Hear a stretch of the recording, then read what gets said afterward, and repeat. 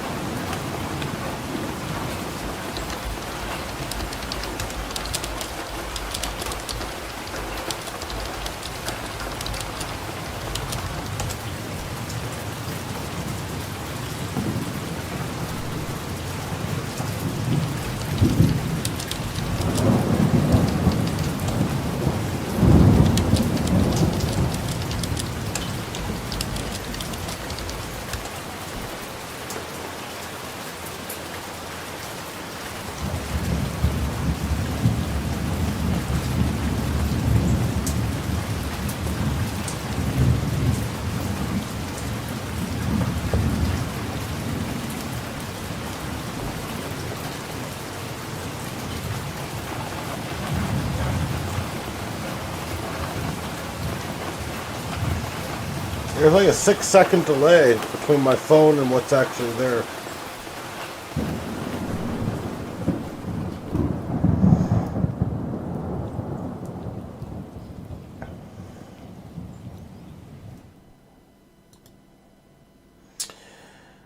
Here we go again. And I would call it a very disappointing game tonight in the world of the NBA. We'll go over that very shortly. Not disappointing because I really care who wins, because I don't. I'm kind of cool with the other team winning. But it really was never a competitive game, even when it was kind of a competitive game. So actually, let's just get that out of the way. Let's get this shit out of the way. So OKC won 120-109 against the Indiana Pacers in Game 5 of the NBA Finals. And yeah, when I say it was like, it did get close at some points. So here's what kind of happened. I believe OKC was up 18 at one point and 16 in the third quarter at some point as well. Pacers made it a 8-point game entering the fourth quarter, which, that kind of makes it competitive. And early in the fourth quarter, Pascal Siakam, he did go off. He did bring it to, I think, a 5-point game at one point. But it just never felt like it was real, honestly. It never felt like they had that momentum because you knew that OKC was going to go on a run of their own. Pascal Siakam, I mean, he did have some turnovers, but he played great tonight. He was 9 for 15 from the field goal stripe, I guess we'll call it, even though it's not a stripe. Had 28 points, had a couple big rebounds, 5 assists, 3 steals, 2 blocks. I mean, he filled out the stat sheet. The one bad thing is he turned the ball over 6 times. That's the only negative there. Welcome to the Thundercloud, Angela. The big thing, though, is that we kind of look at the stats. I mean, Aaron Nesmith kind of did what he's going to do. Miles Turner did what he's going to do. Both had double-digit points. Obi Toppin, double-digit points as well. T.J. McConnell was great, especially in the third quarter there. So he was 8 for 14 overall with 18 points. The real problem lied with Tyrese Halliburton. So their superstar, or so-called superstar, I don't believe he's a superstar. I believe he's an all-star. He's an all-star, but there's a big difference, and he actually wasn't an all-star this year.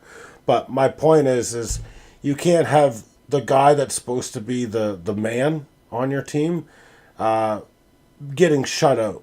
So he was 0 for 6, shooting field goals tonight. The only points he was able to come by was from the free throw line, shot for 4 for 4. So he only had a measly 4 points. To me, that's the difference in the game. If he does his normal, 15 to 20 points, obviously we've got a bit of a different game. He's not a big shooter. Let's not kid ourselves. He's really not.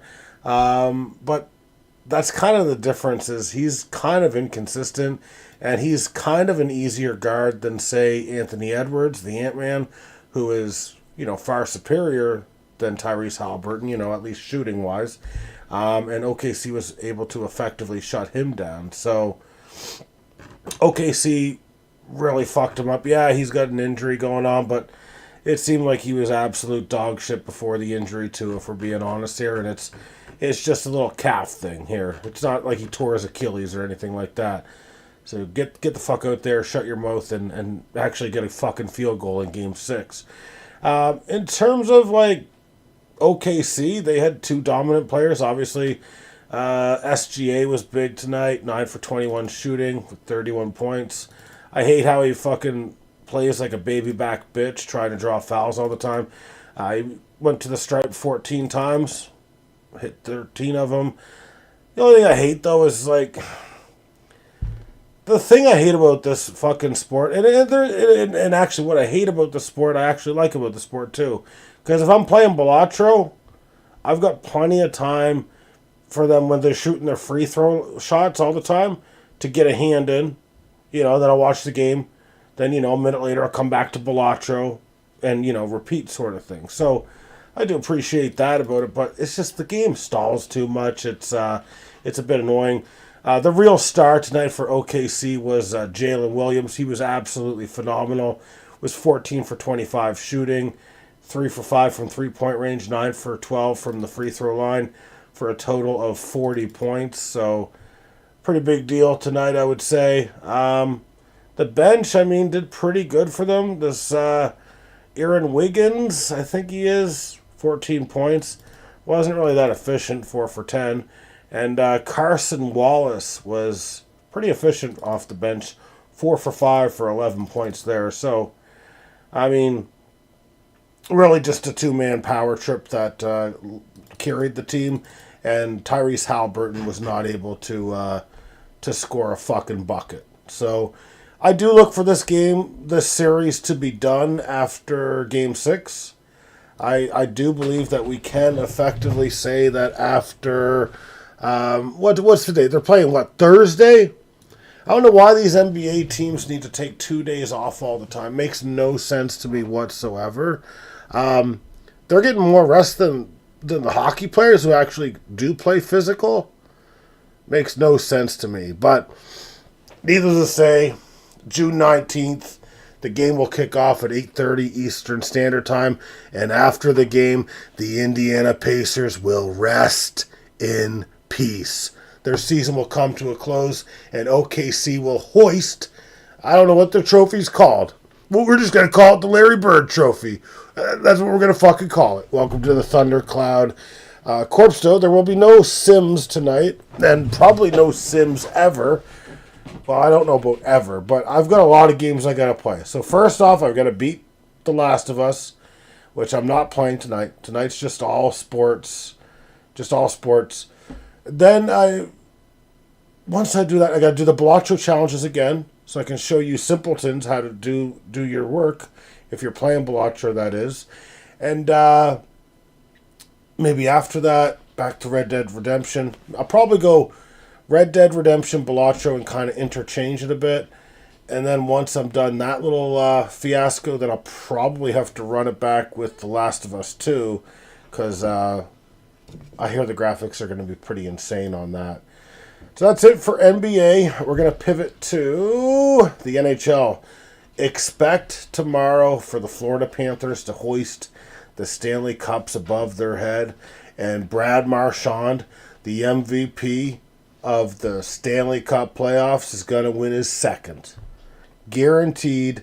They're going to bring it. They're going to take it in 6, is all I got to say. So, congratulations to the future NHL Stanley Cup champions, the Florida Panthers. Brad Marchand, when you're back in Pictou County, I'll take you out. We'll have a thunder beer together, okay? You son of a bitch.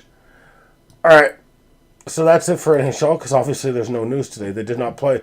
There is actually a bit to go over in the NFL, which is surprising given that there's really nothing going on in the NFL right now. So first and foremost, we've got Deshaun Elliott, the safety of the Pittsburgh Steelers, signing a 2-year, $12.5 million extension with the, obviously, Pittsburgh Steelers. Looks like he had a career year, had 108 combined total tackles. I guess it was his first year with the franchise. Okay, go get TJ Watt signed and then we'll talk because I mean, I'm not saying it's bad to like sign like a depth piece or whatever because it's certainly not, but get TJ Watt signed so you guys can make your best player on the team happy, sort of thing, right?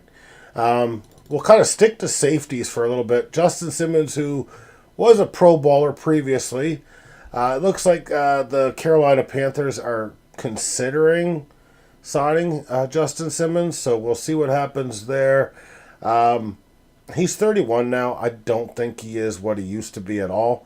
But then again, the Carolina Panthers, I believe, were last in the league in terms of points and yards allowed. So they probably could sign some fucking schmuck off the fucking streets and improve their defense, is what I'm trying to say. We do have Jordan Addison, who had a DUI last year, apparently. He pleaded not guilty, I guess, last December, and his trial is set for June 15th. How does that make sense? June 15th? Isn't that yesterday?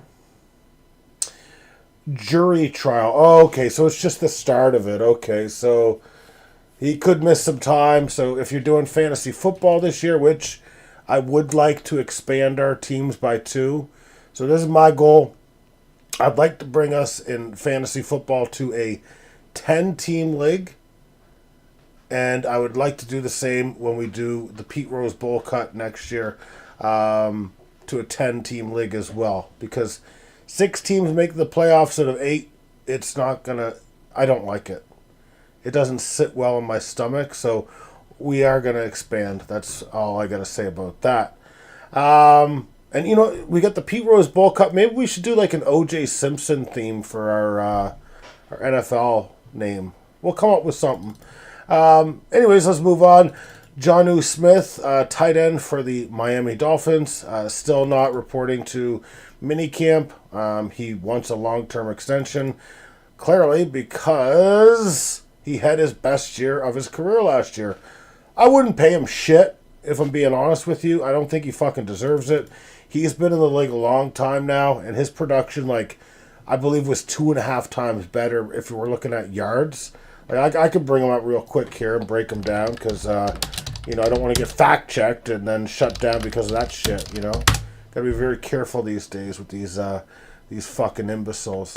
Let's see here. So, yeah, he had 884 yards last year, which was a career year.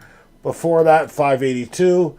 And then in his previous 1, 2, 3, 4, 5, 6 years, his best year was 448. So, I'm sorry, he pretty much doubled his production this year. So, of course, he wants a contract extension. So, I don't know. Maybe the Steelers will sign him. I have no sweet fucking clue. But I don't expect you're going to get 900 yards from Jonnu Smith ever again. So, just be, just be aware of that and set your realistic standards for maybe 450 to 600 yards, maybe 500, 600 we'll round up to, and then you won't be so disappointed. Now, this is very concerning if you're a New York Jets fan. Rich Simini,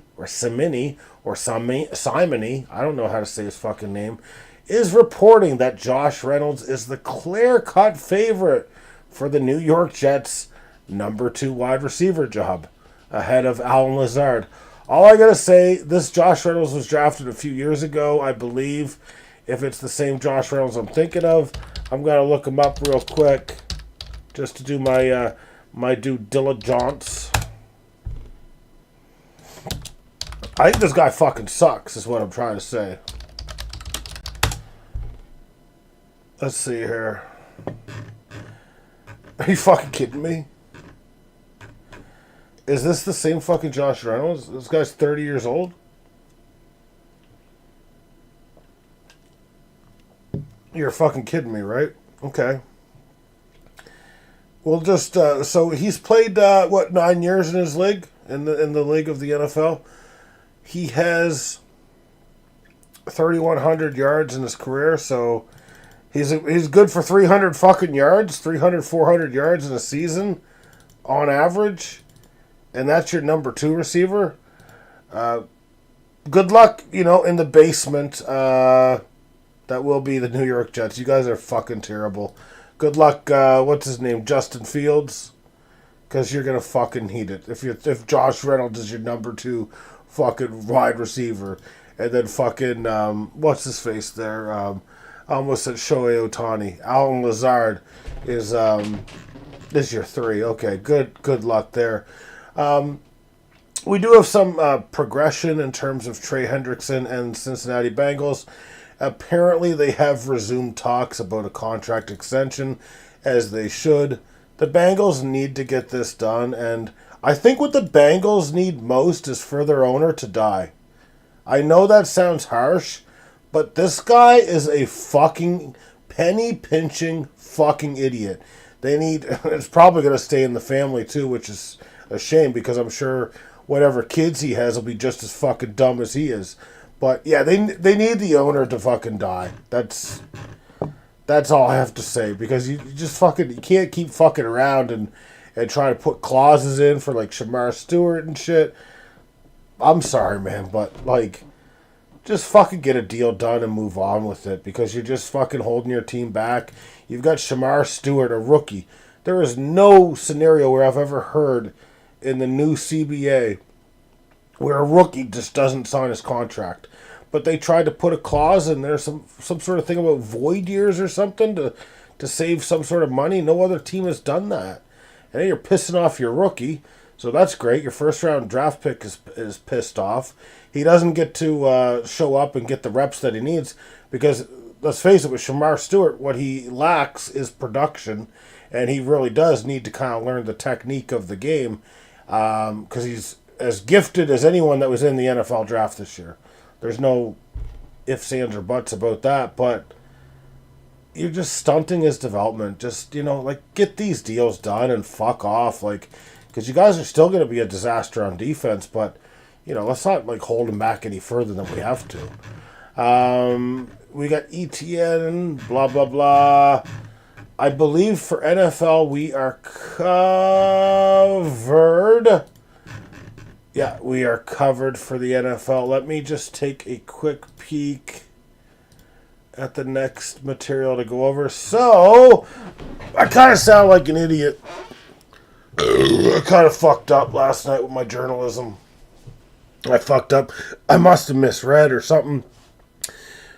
But I think I went over Shohei Ohtani last night throwing, and I think he threw a 44-pitch simulation or something like that.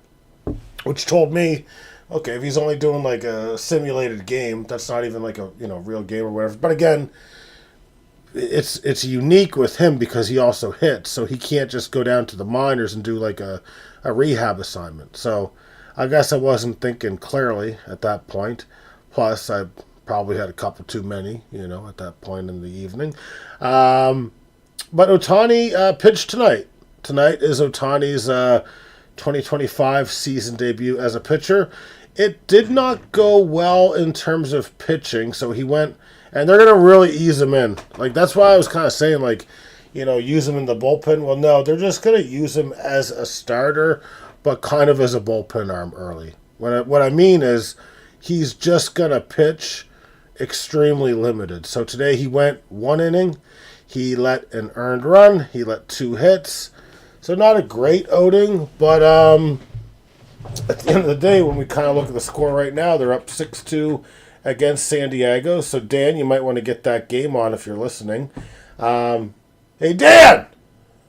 Yeah. We got the Dodgers game to put on after. It's 6-2, top of the 5th. If you want to get that set up.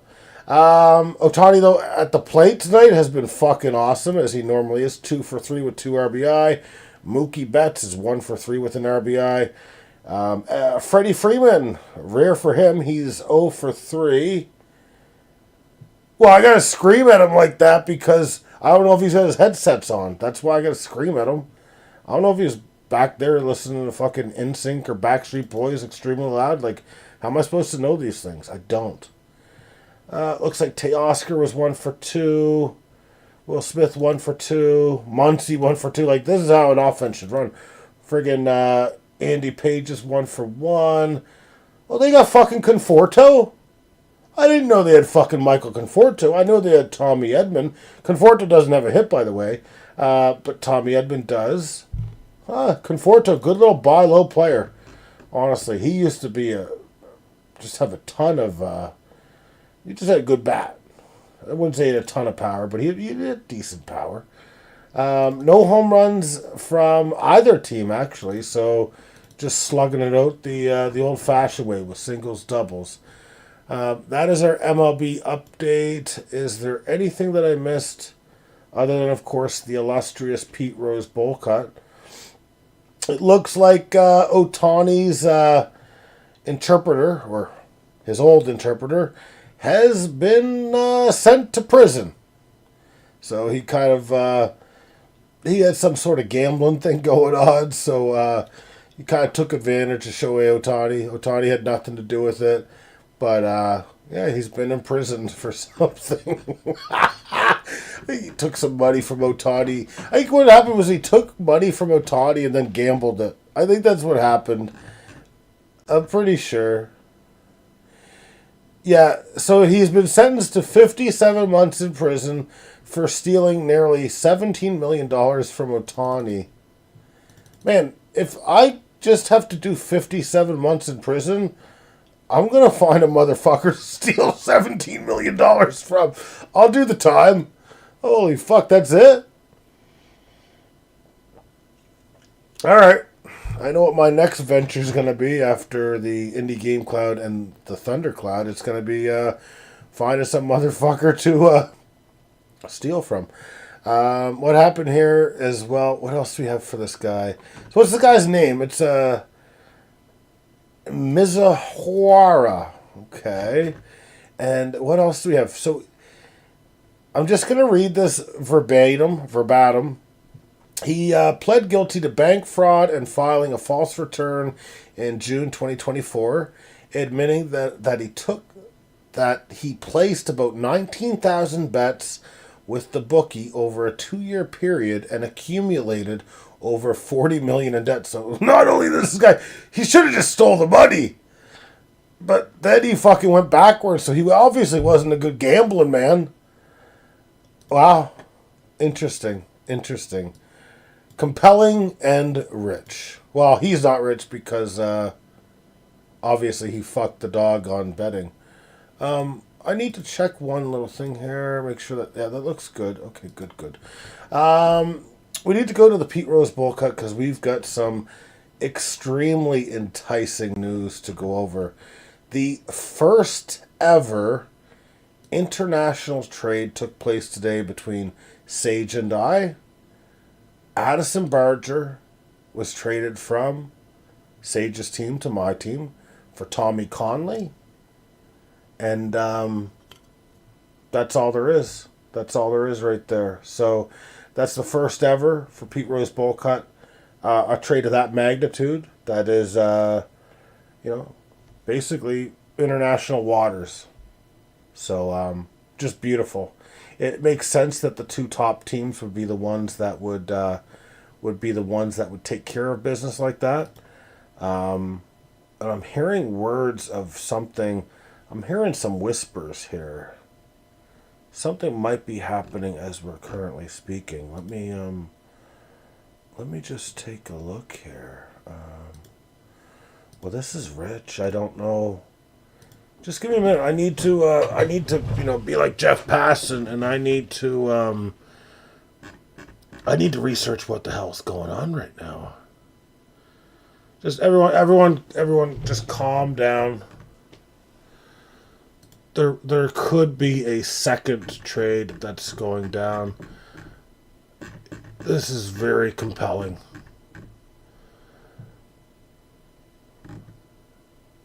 Wait. Was there 2 trades today? Okay. So not only was one international trade made, but it appears that two were made, as I have acquired, or reacquired, I should say, Tommy Canley from Sage for Addison Barger. Very interesting. So, it happened twice, basically. So that's one for the Guinness books right there. That'll never happen again. We'll never have an international trade happen again. Because if it does, I'll shut it down, basically. Because I want my name inscribed. All right, well, let's go back over here. We do have moves that are, more serious moves to go over. Emmett, well, no, I can't start with that. Can't start with that. Okay, we do have some interesting news. Dan, I would like a beverage while I bring up the news here. We've got quite a bit. Wow. Dan, are you still around? Hey, Dan! Yeah, hold on. Well, you gotta respond. You gotta respond. We've got quite a few moves to go over here, actually. Holy shit. I didn't think you guys would be this busy on a fucking Monday. Please do not make any more trades. It looks like Sage has added Dustin May, who we recently went over. We already kind of know that this guy's a bit of a flyer. He's got about a 4.5 ERA. He's almost striking out, 9 per 9, basically. So we'll see what happens there. ERA is south of 0. Or no, his WAR is south of 0 slightly at negative 0.1. So, again, a bit of a flyer. You're kind of hoping he goes back to the form he used to be. I wouldn't necessarily hold my breath, though, if I'm being honest with you.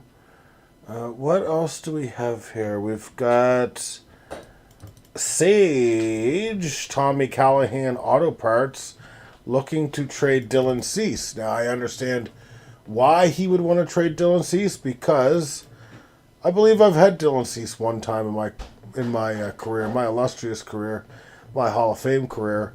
And thinking about Dylan Cease, he will strike out a lot of guys, but his ERA will tend to be a bit high. I think for me, for example, last year he was above a 4.5 ERA. I could be wrong, but that's what I remember. I mean, I'll do a quick take on it, see what he's doing, just so you guys are informed as to whether or not to trade for Dylan Cease. So let's take a look at his last 2 years. So far this year, 4.28, so north of 4 with the ERA.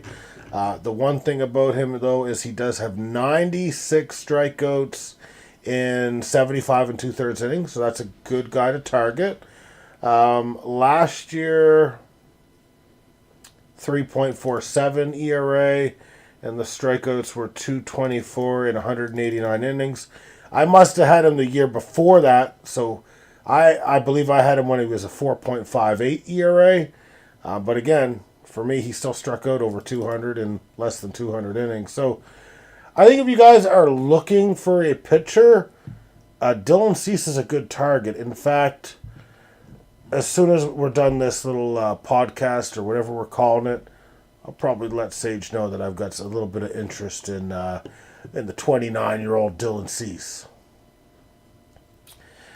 Let's take a look, because you guys really like to make moves. So, Mitch Spence of the Oakland Athletics was added by Annette's Awesome team. So let's see what the intrigue is with Mitch Spence. It looks like he is a relief pitcher.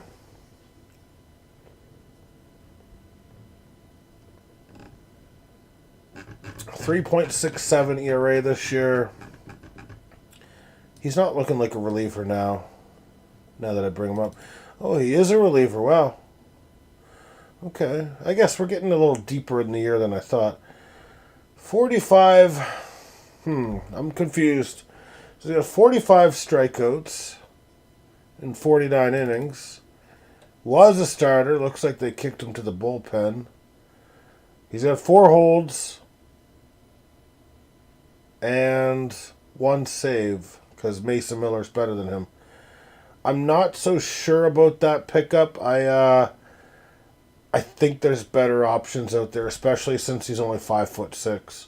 Not that that has anything to do with it, but I've never heard of a 5'6" pitcher being any good in baseball. The best I've heard is like like a Jason Frazier, 5'8", 5'9". They're definitely not going to be throwing heat if they're fucking 5'6". Maybe he's a little sidearm. Maybe he's a little Chad Bradfordy. I don't know. We do have bases loaded IBB dropping Rosei Sasaki. I think that's potentially the right move because, like I said last night, his velocity is down about 5 or 6 miles per hour versus what it was over in Japan. Jeff McNeil has been added by bases loaded IBB. So I'm going to look up Jeff McNeil. I already kind of know who he is. Not a big power bat. I have had him before. So far this year, he's hitting for decent power. So he's got 7 home runs so far. The most he's ever hit is 23. And then beyond that, 12. He's a career 288 hitter, though, with a 788 OPS. So, again, this to me is more of a guy that you're going to be happy with in real life than in fantasy sports. But he does play a position of second base. So, if you're around an 800 OPS, I mean, damn, he's playing second base and he's getting a lot less than Vladimir Guerrero is, that's for sure. To hit similar to what Vlad has done. So we already went over the big trade of the day, which was me and Sage doing it twice. Here is an interesting move. So we've got Aaron Nola being dropped for Giancarlo Stanton. So let's take a look at kind of how that works out if we're going to rate the trade. Not that it's a trade, you're just swapping players or whatever, right? But let's just kind of see how it would look here. So Aaron Nola, wow, he's having a real bad year. 6.16 ERA. He is 1-7. Wow, that's bad. I was not expecting to see the numbers look that bad for him. All right, I understand why he dropped him, because that is atrocious. That is an atrocity to the Pete Rose bowl cut. So you deserve to be in the free agency. The interesting thing, though, is Aaron Nola has been a fantasy contributor. He's not that old. He's only 32 years old as it currently stands. He's got a 3.78 career ERA. Strikeout numbers, typically not bad. I mean, he's got 1,831 strikeouts in 1,671 innings pitched. It's a guy to look out for. I mean, he was 11th in Cy Young voting last year. It's a guy to keep an eye on, but I would have to do a bit of a deep dive into if his velocity has diminished or what have you, because that's crazy, because his ERA sucks and his FIP isn't much better. The strikeouts are a bit down the last couple years as well, per inning anyway. So, you got to keep an eye on. I'm not going to be rushing to add him, that's for sure. Giancarlo Stanton is interesting because ever since he's become a New York Yankee, his batting average has tanked. He's got huge power, though. He's at 429 home runs in his career. It's too bad that his batting average has fallen off a fucking cliff, though, because, just look at the last 3 years. 211, 191, 233. I believe they still have him under contract, too, for another 5 to 6 years, because when was it that Miami gave him or Florida, I'll call them the Florida Marlins, so they gave him, I believe, a 13-year deal, so we got 1, 2, 3, 4, 5, 6, 7, 8. So I guess another 5 more years of him. So, I mean, it's already looking like a bad contract. In terms of fantasy, sure, I understand why you would add him. He had 27 home runs last year. He barely can stay healthy. In fact, it does not look like he's played a game this year when I kind of look at it. So, yeah, he's good for power. He's going to certainly hurt your on-base percentage and average, though, if you're an owner of Giancarlo Stanton. We've got the Dark Sliders dropping Lance McCullers Jr. So I'm going to quickly just take a look at him. I thought you were gung-ho about this 40-year-old fucking player. Let's see here. So Lance McCullers, his ERA is at 5.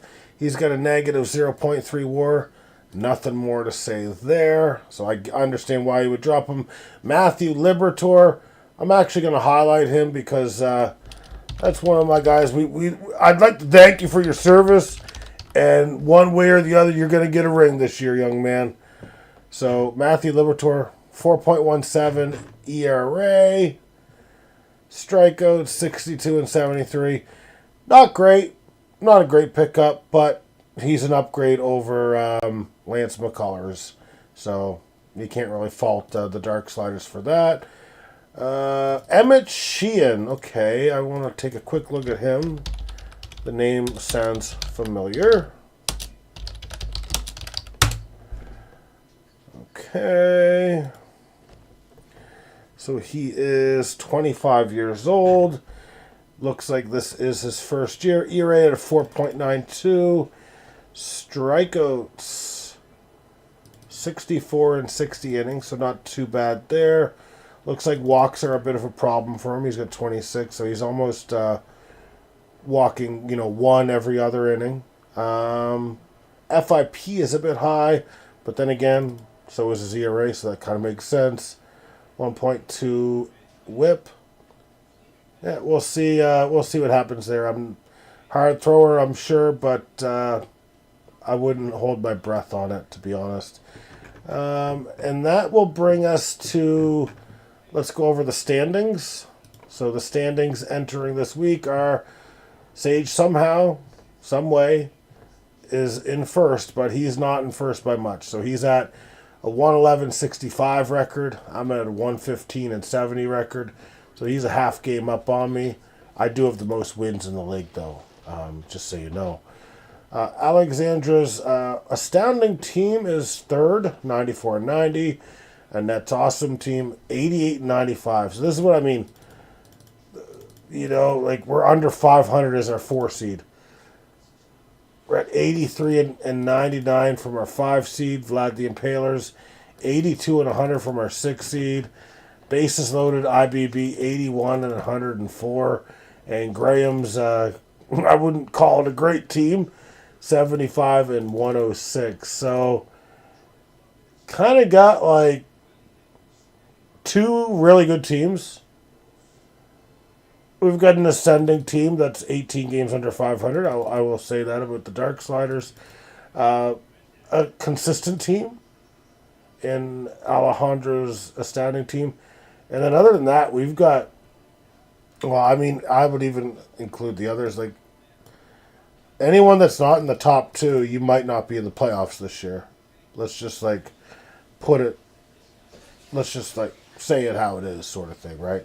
Because me and Sage, we will be in the playoffs. There is no taking us out of the playoffs. I promise you, both of us will be in. None of y'all can say the same. This is all I got to say. Just a quick breakdown of the scores of the prestigious Pete Rose Bowl Cut. We've got myself up against Tommy Callahan's Auto Parts. This is a fight for first place. I am currently leading it 8-4. Vlad the Impalers is up against Alejandro's astounding team. Currently a 5-4 battle there. Graham's great team down to bases loaded IBB 8-2. And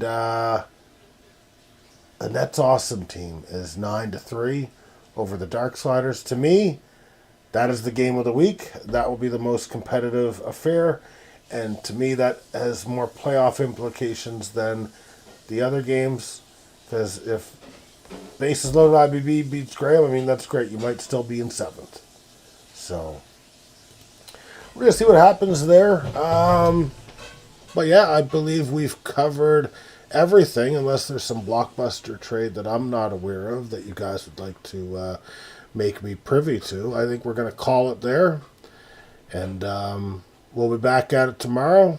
I do not know if it'll be a game night or not. I am going to actually get Dan's schedule so I know and we can plan in advance when the game nights will occur. But for now, we're done. That's a wrap.